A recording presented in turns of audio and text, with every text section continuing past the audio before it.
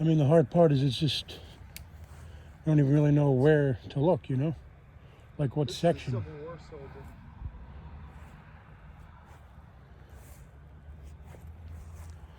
Grand Army of the Republic.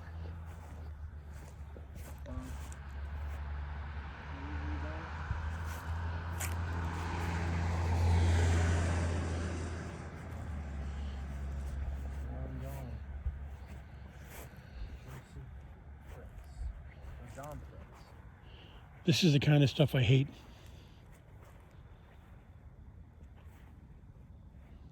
See this? Really? Same thing right here. Oh, were they knocked down or were they just fall down from age? I mean, it looks like it was in there pretty sturdy. Yeah, but some of these old ones, these old stones, we don't know. This one here just looks, I don't know if it was, fell over. Yeah, I mean, or if it was even ever, I don't see a spot where it was like dug into the ground. Yeah. Here you are. Want me to set up the, want to set up a few things and we'll just give it a shot, I guess, here.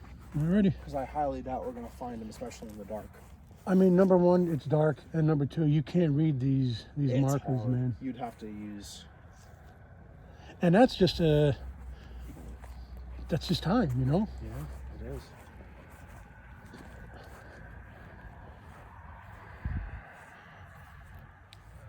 Just set up right here.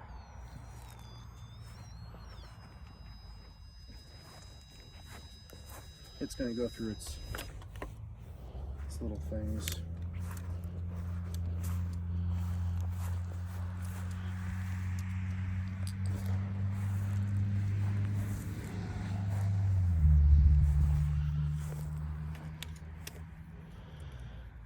Yeah, we got a little ball over there.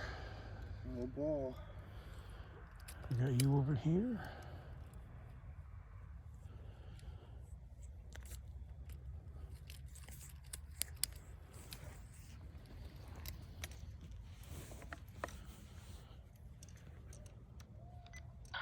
You hear the owl?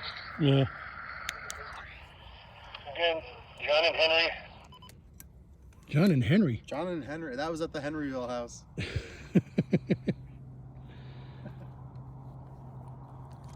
forgot to take that off. Oh. Did I forget to put it like that?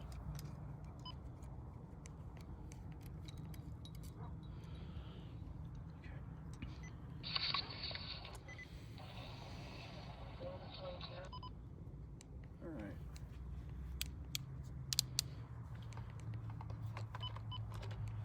I'm gonna bring the ball closer. All right, John and Andy, investigating the Delaware Bowl massacre. Cemetery across the street from the church, where the family members are laid to rest in a very old cemetery. Coming here with nothing but respect. We would just like to know if there's anybody here that would like to talk with us tonight. We have 3 different types of ways you can communicate with us tonight. If you see the red light, all you have to do is touch the antenna that is sticking up next to it, and we will be able to see you. It'll sense your touch. The green light, if you go near it, it'll let us know you're here. And then all the way to the left-hand side, next to the red light, there's a little ball that you can play with. It'll light up when you touch it. So if anyone's here that'd like to communicate with us, we are here, and you are more than welcome to interact with us.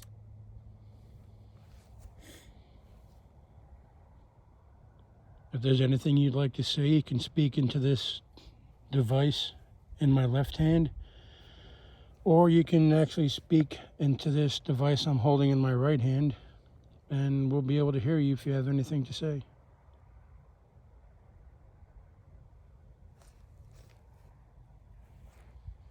You're just me. Here. See those 2 lights? There's not a house down there, though. Oh no. Is that another part of the graveyard? Is there like Campbell's? Isn't that a road back there? I don't know. I don't know. I mean, it's clearly visible. Yeah. They're It's not like we're not freaking out. no. I wonder if maybe it's just a farm off in the distance that I'm not perceiving, because it looks like it's in the graveyard.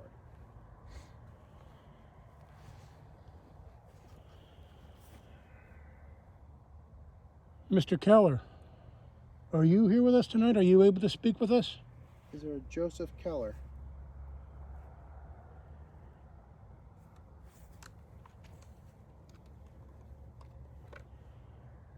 Throw some German at him.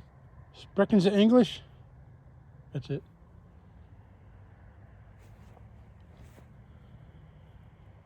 I'm just going to start reading the whole account, and if anything happens, let's... The Honorary Henry M. Richards says in Frontier Forts of Pennsylvania, Volume 1, page 3, the attacks and depredations of the Indians were not made by large bodies or any number combined. Neither were the tactics of the civilized warfare followed, but parties from 3 to 10 or 20 would creep noiselessly past alert and watchful sentries and suddenly fall upon their unsuspecting victims, and just as suddenly disappear after their horrible work had been completed, long before the alarm could be spread and the most active troops overtake them. It was such a party of Indians that visited what is now Delabole in Plainfield Township, Northampton County, Pennsylvania, on September 15th, 1757, and attacked the happy family of Joseph Keller and wife Mary Argyl Drum.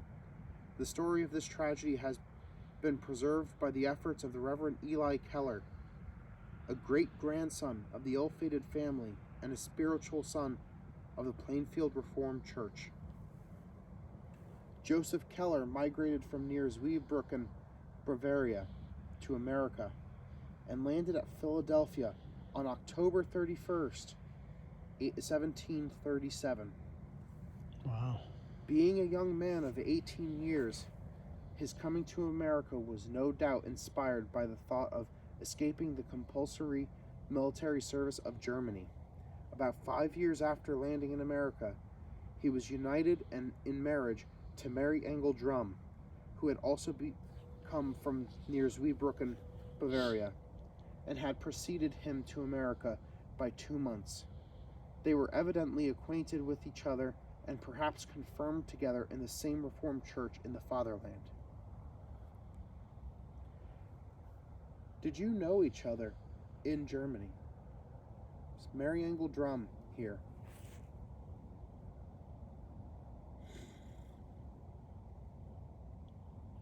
Okay. After their marriage, they procured a large tract of land and built their log house and cleared away the virgin forest in the vicinity of what is now Delabole, Plainfield Township. For 15 years lived a happy and content life, God having blessed them with 6 sons and 1 daughter. At the time of the Indian raid, the family was composed of father and mother Keller, their eldest child, Christian, a son of 14 years, Anna Margaret, their only daughter, aged 12 and a half years, Henry Adam, the third child, a son of 10 years and 8 months, Simon, a lad of little less than 8 years, Joseph, aged 6 years and 8 months, John Jacob, aged 3 years and 2 months, and an infant son of about 6 months. The father was at the time busy with his fall seeding in a field so remote from the house that he was not aware of what was going on at his home until he returned in the evening. Their son Simon was out with their father, keeping the wild pigeons away from the ground already sown. Yeah, you can hear the coyotes in the background. That's pretty creepy. That is pretty creepy.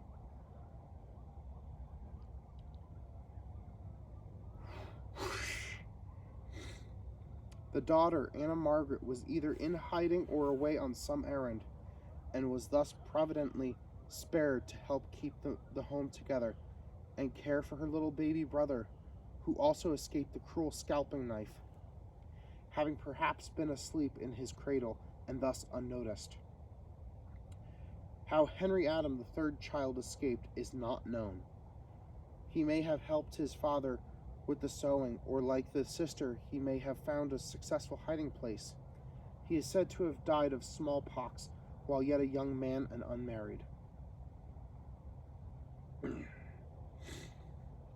The Indians captured the mother and two of the sons, Joseph and John Jacob, and took them to Montreal, Canada, and had no doubt intended to do the same with the eldest son, Christian.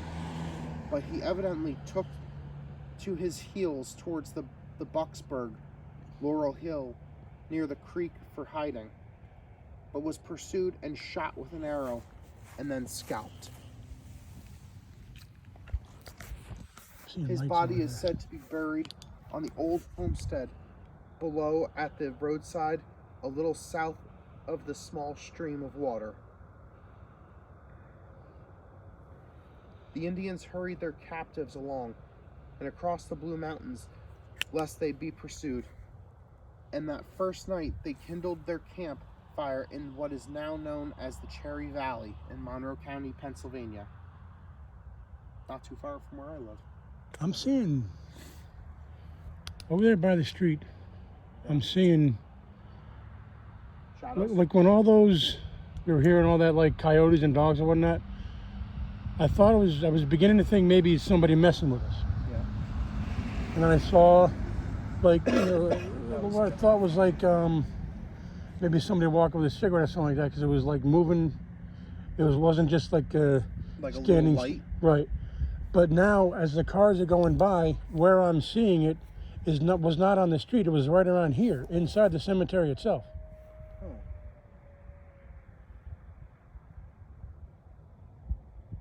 If there is anybody here messing with us, it's not a great idea.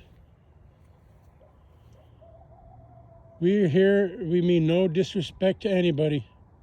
We mean no harm to anyone.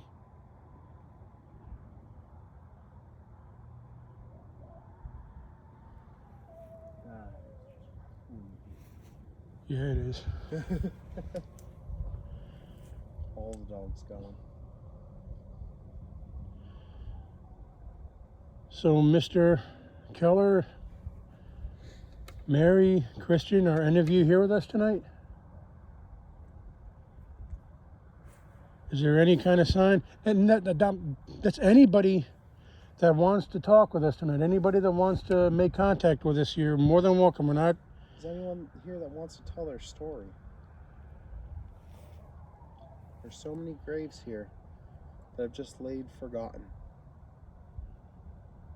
Does anyone here want to reach out and just be known?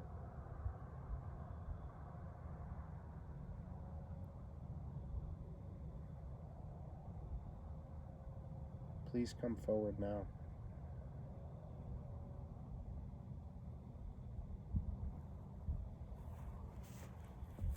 Okay, they're there. Hmm? I was getting a little nervous. I looked over there where those two lights were before and I couldn't see them, but they're still there. Yeah, I think it's a house.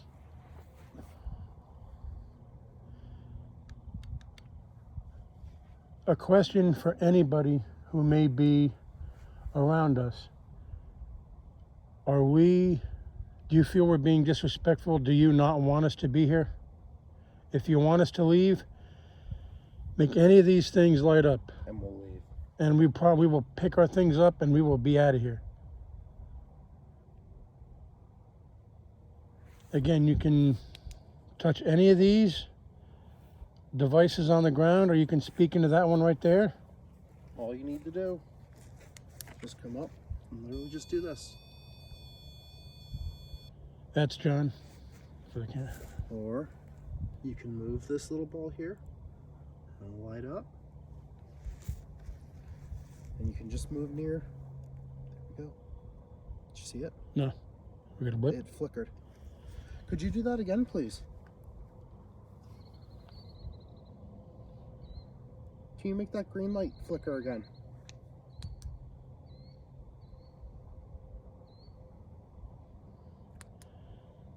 Was that a sign from you telling us you'd like us to leave? If you can just light one thing up for us again, so we can definitely know that you don't want us to be here, we will leave. We do not want to be here if we're not wanted. We mean no disrespect.